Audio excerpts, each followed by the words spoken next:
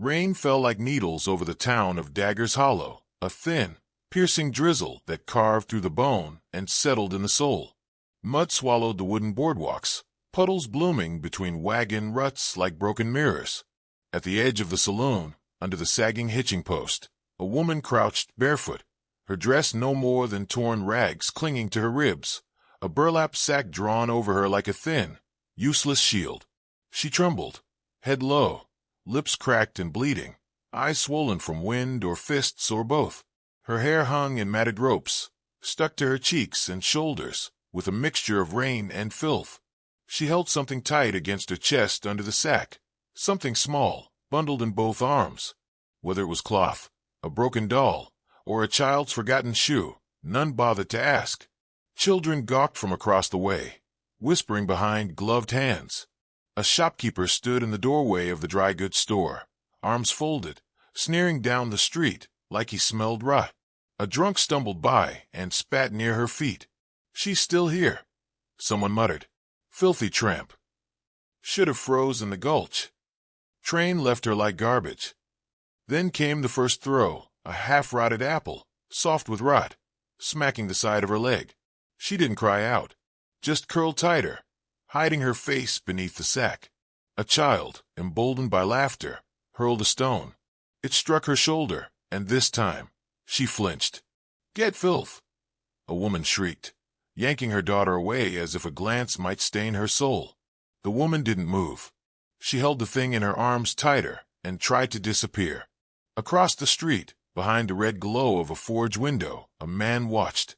The blacksmith was a figure carved from soot and iron, broad, scarred, arms layered in the burn marks of a trade that never slept.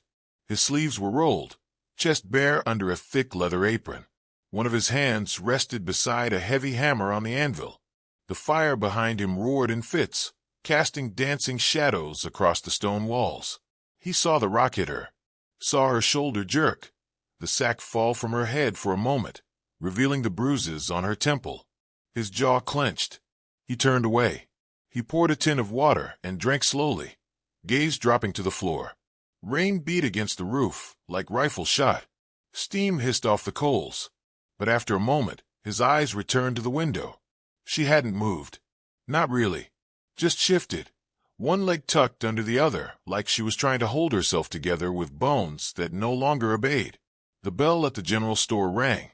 A pair of boys stepped outside, eating jerky. They laughed, pointed. One of them picked up a stone. This one he threw harder. It hit her thigh. She grunted. The small bundle in her arm slipped, and for a terrifying moment, her fingers scrambled to keep it wrapped. Inside the forge, the blacksmith set down his tin. Outside, the woman lay still. "Train brought her last week," someone said. "Didn't even have shoes when she stepped off.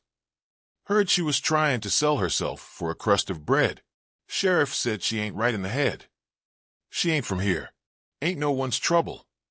Maybe she'll die quick." The preacher's boy walked past, a smirk on his face.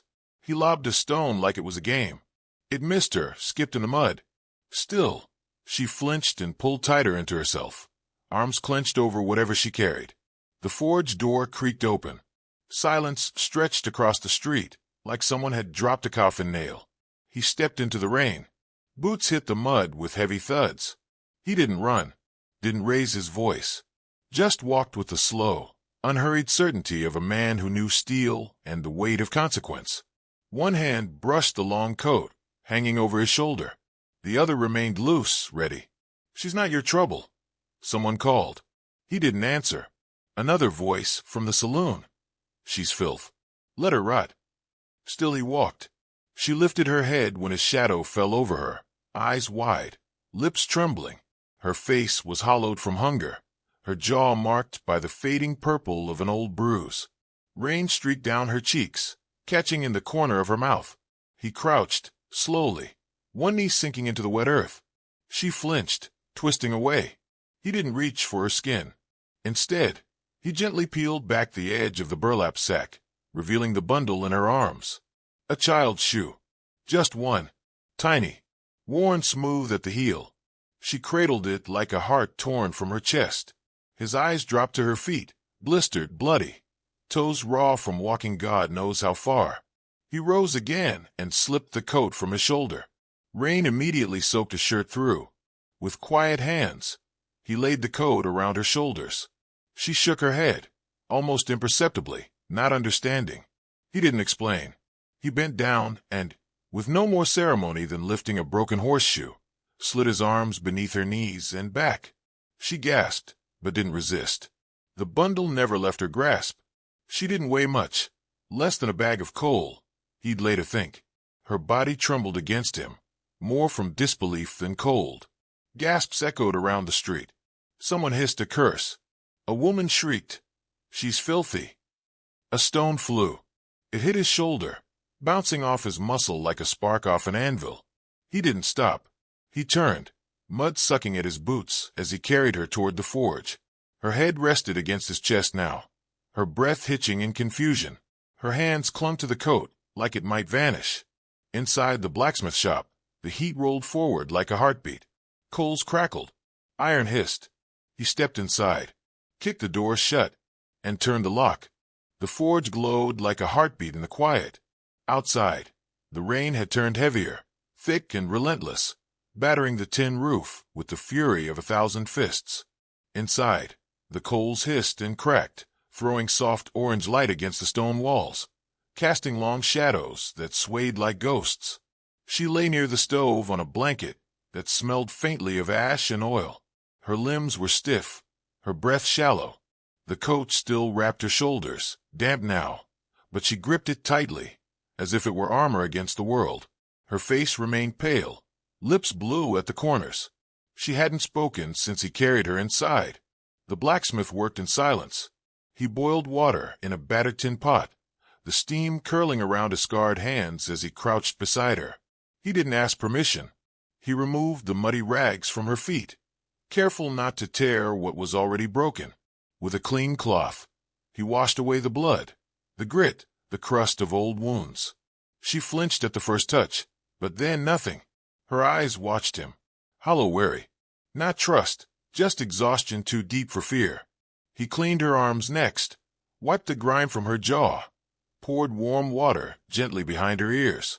When she coughed, he pressed a hand to her back, steadying her until it passed.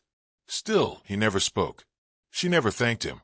That night, she didn't sleep, just lay still with her fingers knotted in the folds of the coat, staring into the red glow of the forge like she was trying to see a life that no longer belonged to her. The rain continued to hammer the roof, relentless and cruel. In the morning, he left a bowl of broth beside her. She didn't touch it. By the second night, she drank a few sips. He said nothing, only returned to his work, the clang of hammer to anvil slow and deliberate. Sparks flew, steel bent. Behind him, she didn't move. The days stretched out, each one like the last. The forge filled with the scent of oil, sweat, and iron. She slept in the corner near the stove. He worked in silence. The townsfolk, restless and bitter, whispered louder. "He's gone mad," said one. "Cursed, for sure. Harboring a whore. Watch your livestock. They say she talks to ghosts." No one dared say it to his face. On the fourth day, she sat up, only for a moment, gripping the wall behind her, shaking like a leaf. But she stayed up long enough to eat half a piece of bread and drink a full cup of water. She set the cup down beside his, neatly, before lying back down. That night, when he returned from town, his coat had been folded, lopsided, clumsy, but folded. He didn't mention it, just nodded once in her direction and got back to work. The next morning, a pair of boots rested by her bedroll, old worn, but freshly scrubbed and stuffed with linen to fit smaller feet. She stared at them for a long time. Then, slowly, she slipped them on. The boots swallowed her calves, but she stood. When he returned that evening, he found her sitting on a stool, eyes closed, head resting against the stone wall. Still weak, still fragile, but upright. He said nothing. She opened her eyes as he passed. "Why'd you help me?" He didn't look at her right away. Finished placing a length of steel on the anvil. Picked up his hammer. The pause dragged until the only sound was the low roar of the forge fire. "Didn't want to watch another dog die in the street," he finally said. She didn't ask again. The next few days passed quieter still. She moved slowly, but more often. She fetched water from the corner barrel, sat at the workbench while he shaped iron. Her hands, though trembling, cleaned tools, wiped soot from the bellows, sorted nails by size into little wooden tins. She never left the shop. Then came the morning someone yelled outside, "Who lives here now?" A rock slammed against the front door, followed by a splash of mud. The voice was young, a boy's, taunting and wild. The blacksmith stepped out. The hammer hung loosely at his side, the muscles in his shoulders flexed and ready. He didn't run, didn't shout, just walked to the edge of the porch and stared. The boy, frozen mid-step, took one look at the man's face and bolted like a scared dog, slipping in the mud. He stood there a while, rain dripping from his brow, jaw set. When he went back inside, she was standing near the forge. "I'm sorry," she said. He looked at her for a long moment, then returned to his anvil. "Ain't your shame to carry?" That night, she helped him sharpen his tools.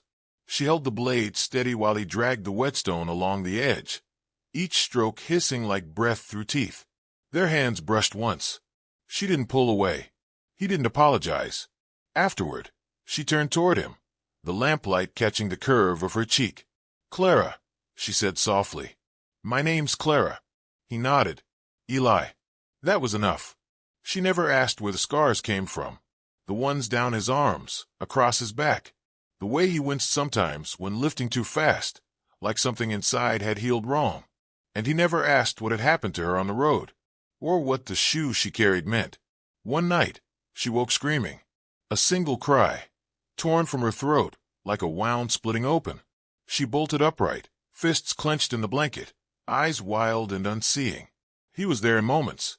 He didn't speak, didn't touch her, just sat by the fire, letting the glow fill the room. After a time, her breathing slowed, her hands unclenched, her eyes closed again. In the morning, a folded kerchief waited beside her bowl of stew. She didn't ask where he got it. She simply tucked it into the coat pocket and ate every bite.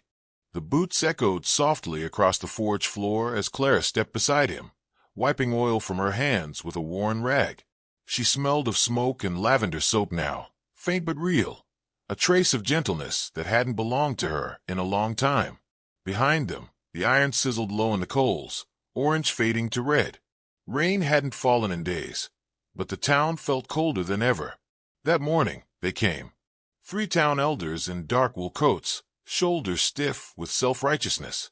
The sheriff, with his badge tarnished, had pulled low. They walked up the steps like they'd done it in their minds a dozen times before, boots scraping the wooden boards. No greetings, no smiles. "You've harbored a sinner," one of them said.